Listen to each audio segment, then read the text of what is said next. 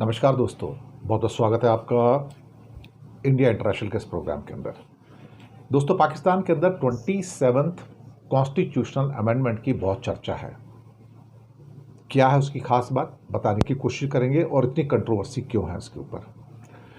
दूसरा, पाकिस्तान और अफगानिस्तान के बीच में फिर से कॉन्फ्लिक्ट हुआ है। 5 लोगों की मौत हुई है, जो अभी तक खबर हमारे पास है।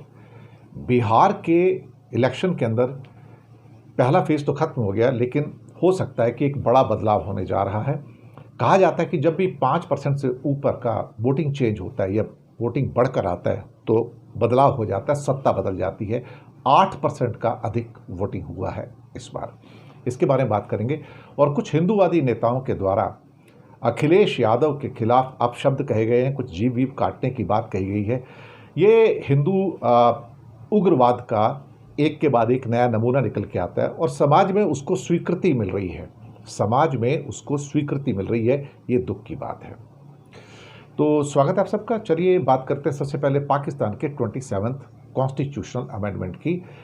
इससे क्या होने जा रहा है, इसका मसौदा अभी तक पब्लिक नहीं किया गया है, लेकिन कुछ इससे इंडिकेशन मिल रहे हैं कि ये अमेंडमेंट जो है वो दरअसल जो पैरामिलिट्री फोर्सेस हैं या आर्म्ड फोर्सेस हैं, और ख़ास तौर से उसके बाद सेंटर और स्टेट के जो रिलेशंस हैं उससे संबंधित हैं। और इससे आर्मी चीफ असीम मुनीर की जो पावर्स हैं वो अनलिमिटेड हो जाएंगी। ये अभी फ्राइडे को ये पार्लियामेंट में पेश होने जा रहा है, और अगर ये अमेंडमेंट पास हो जाता है तो कॉन्स्टिट्यूशनली पाकिस्तान की जो आर्मी है वो कंट्री की बेसिकली देखा जाए तो एक सुप्रीमो बन जाएगा वो। और जो सिविल एडमिनिस्ट्रेशन है, जिसमें प्रेसिडेंट हो या प्राइम मिनिस्टर हो, वो एक रबर स्टैंप बनकर रह जाएंगे। और सेना को चाहो या ना चाहो कई मामलों में अभी सिविल गवर्नमेंट की परमिशन लेनी पड़ती है, लेकिन इसके बाद उस सिविल परमिशन की उनको ज़रूरत नहीं पड़ेगी। कहने को अभी इसका जो मसौदा है वो पब्लिक नहीं किया गया है, लेकिन आर्मी को कंट्रोल करने वाले आर्टिकल 243 के अंदर भी कुछ अमेंडमेंट किए जा रहे हैं। वो कहते हैं कि डिफेंस की ज़रूरतें बदल गई हैं, और इसमें ख़ास तौर से जो आपस में रिलेशनशिप हैं आर्म फोर्सेस के और सिविलियन एडमिनिस्ट्रेशन के, उसके ऊपर भी चेंजेस आने जा रहे हैं। इसमें आगे कहा गया है कि बहुत सारी चीज़ें ऐसी हो सकती जहाँ पर जो ख़ास किस्म के कंट्रोल्स आ सकते हैं, जो आर्म फोर्सेस की जो अपॉइंटमेंट्स हैं और कुछ और अपॉइंटमेंट के ऊपर। अब मुसीबत ये है कि इसमें एक आर्टिकल 243 है, जिसके अंदर कुछ डिसीजन लेने की पावर्स जो हैं वो फील्ड मार्शल के पास आ जाएंगी। और फील्ड मार्शल हमेशा पर्दे के पीछे से फैसले लेते रहे हैं, लेकिन अब वो सामने आकर इसके ऊपर फैसले ले पाएंगे। इसका मतलब है कि क्या पाकिस्तान के अंदर असीम मुनीर को नया शहनशाह बनाने की बातचीत हो रही है। अमेरिका का तो पूरा उसमें अप्रूवल है, जी हाँ, क्योंकि अमेरिका का ये कहना बार बार, ट्रंप का कहना कि असीम मुनीर तो ग्रेट जनरल हैं, ग्रेट ये हैं, ग्रेट वो हैं, और 5 वर्ष के लिए फील्ड मार्शल का पोस्ट जो यहाँ पर हो जाएगा, यानी कि 5 वर्ष तक तो तुम कहीं जाने वाले हो नहीं हैं। और हालांकि फील्ड मार्शल तो पूरी लाइफ के लिए होता है, पर अल्टीमेटली 5 साल का प्राइम मिनिस्टर और प्रेसिडेंट की तरह फील्ड मार्शल का जो वर्किंग एक पीरियड होता है उसको 5 साल किया जाएगा। और फील्ड मार्शल कोई फिर air force chief, army chief, naval chief में एक अपॉइंटमेंट करना है, उसका भी अधिकार मिल जाएगा। और कई पॉलिटिकल जो चैलेंजेस हैं उससे उनको एग्जम्पशन मिल जाएगी। ये अपने आप में जो सारे के सारे जो चेंजेस होने जा रहे हैं, इसके ऊपर फ़िलहाल सबकी नज़र है कि क्या असीम मुनीर को या उनके लिए ये सारे अमेंडमेंट किए जा रहे हैं, जिसकी वजह से देखा जाए तो पाकिस्तान में आर्मी की पावर एक बार फिर से बहुत ज़्यादा सुप्रीम हो जाएंगी। अफगानिस्तान और पाकिस्तान के बॉर्डर पर भारी गोलीबारी हुई है, 5 लोगों की मौत हुई है, और टर्की में जो इस्तांबुल के अंदर जो वार्ता हो रही है उसके ऊपर बुरा असर पड़ने की उम्मीद है। और पाकिस्तान का कहना है कि टीटीपी यानी कि तहरीके तालिबान पाकिस्तान जो है वो अफ़गानिस्तान की ओर से हमारे ऊपर हमले कर रहे हैं, ये इल्ज़ाम लगाया गया है। पाकिस्तान और अफ़गानिस्तान के बीच में गोलीबारी हुई है, जी हाँ, बॉर्डर के अंदर।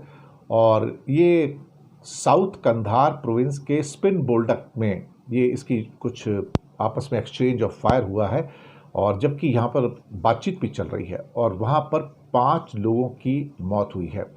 भारी हथियारों से तालिबान और पाकिस्तान के बीच में ये गोलाबारी हुई है। हालांकि कहा जा रहा है कि ये गोलाबारी सिर्फ 10 से 15 मिनट ही चली है, लेकिन उसके बीच में ही करीब करीब 5 लोगों की मौत हुई है और कई लोग इंजर्ड हुए हैं, उनके नंबर नहीं बताए गए हैं। बिहार पे आते हैं। बिहार के अंदर जब जब 5% से ज़्यादा वोटिंग के अंदर इजाफा हुआ है, सरकार बदल गई है, यानी कि सत्ता बदल गई है। अब पहले चरण के अंदर 8% के वोट का इजाफा हुआ है। जी हाँ, 64.69% या 64.7% की वोटिंग हुई है, जो पिछले चुनाव से 8% ज़्यादा है। बिहार में जब भी 5% से ज़्यादा वोटिंग हुई है, सत्ता बदल गई है। जी हाँ, 18 जिलों की 121 सीटों पर उतरे 1314 उम्मीदवार, अब उनकी किस्मत तो ईवीएम में कैद हो चुकी है, लेकिन 64.7% का वोटिंग अपने आप में अनप्रेसिडेंटेड वोटिंग है। और इसकी वजह से जो पैनिक है बीजेपी के अंदर या एनडीए के अंदर, वो देखने वाला है, क्योंकि उनको लग रहा है कि शायद दुनिया में जो चेंज आ रहे हैं, जहाँ पर राइट विंग एक्सट्रीमिज्म जो है या राइट विंग जो आतंकवाद है, उसको लोग खिलाफ जा रहे हैं। खासतौर से ज़ोहरान ममदानी की विक्ट्री के बाद ये देखा जा रहा है कि लोग कह रहे हैं कि हमें ये एक्सट्रीमिज्म नहीं चाहिए, हमें दक्षिणपंथ आतंकवाद नहीं चाहिए किसी भी चीज़ का, और दक्षिणपंथ उग्रवाद भी नहीं चाहिए। और ये दक्षिणपंथ उग्रवाद आपको बोल्सोनारो के अंदर, नेतन्याहू के अंदर, मोदी सरकार के अंदर आपको सब जगह मिलेगा। तो कहीं ना कहीं इनका जाना ज़रूरी है और वापस से एक मॉडरेट किस्म की सरकार का आना बहुत ज़रूरी है। 8% की ज़्यादा वोटिंग से सियासी दलों की धड़कनें बढ़ गई हैं। इसमें मुजफ्फरपुर के अंदर करीब 71%, समस्तीपुर में 71%, मधेपुरा में 68%, वैशाली में 67.4%, सहरसा में 66.8%, खगड़िया में 66.36%, लखीसराय में 65.5%, मुंगेर में 60%, सीवान में 60%, नालंदा में 58%, पटना में 57% की वोटिंग हुई है। यानी कि पहले चरण में टोटल 64.69% की वोटिंग हुई है।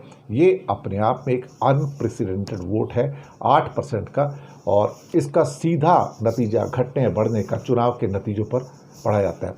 आमतौर पर कहा जाता है कि जब भी वोटिंग ज़्यादा होती है तो ये एंटी इनकम्बेंसी के रूप में आती है, लेकिन हर बार ऐसा नहीं होता, ये बात सही है, लेकिन अधिकतर सत्ता बदल जाती है। जी हाँ, 1951-52 से लेकर 2020 तक सिर्फ 3 बार ही ऐसा हुआ है कि 60% से ज़्यादा वोटिंग हुई है। 1990 में 62%, 1995 में 61%, और सबसे अधिक रिकॉर्ड 2020 के अंदर 62% पड़े थे।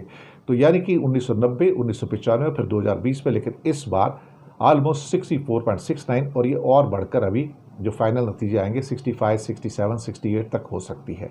देखते हैं क्या होता है, लेकिन 5% में सरकार बदल जाती है, ये बात तो बिल्कुल सही है। अभी तक तो यही देखा गया है, आगे आने वाले दिनों में क्या होगा पता नहीं। एक और खबर है, उत्तर प्रदेश से एक हिंदूवादी नेता कोई मोहन चौहान है अलीगढ़ के, और उन्होंने अखिलेश यादव के खिलाफ उनकी जीभ काटने और उनको दौड़ा दौड़ा कर पीटने की बात कही है। हिंदू उग्रवाद इस समय खुलकर आपके सामने आया हुआ है, लेकिन क्या कोई पुलिस के अंदर उनकी एफआईआर होती है, क्या उनके खिलाफ कुछ केसेस होते हैं? नहीं, बिल्कुल भी नहीं होते हैं। दरअसल उनको अदालतें भी प्रोटेक्ट करती हैं, क्योंकि अदालतों के अंदर आरएसएस के जजेस भी आ चुके हैं। हो सकता है न्यायपालिका को सुन के बुरा लगे, लेकिन ये सच है इस समय कि न्यायपालिका के जजेस इस टाइम, बहुत सारे जजेस वो जुबान बोलते हैं जो बजरंग दल और वीएचपी, आरएसएस, बीजेपी की जुबान है। और हिंदूवादी नेता मोहन चौहान ने एक उग्रवादी की तरह, एक हिंदू उग्रवादी की तरह कहा कि अखिलेश यादव की हम जीभ काट लेंगे और दौड़ा दौड़ा कर उनको पीटेंगे।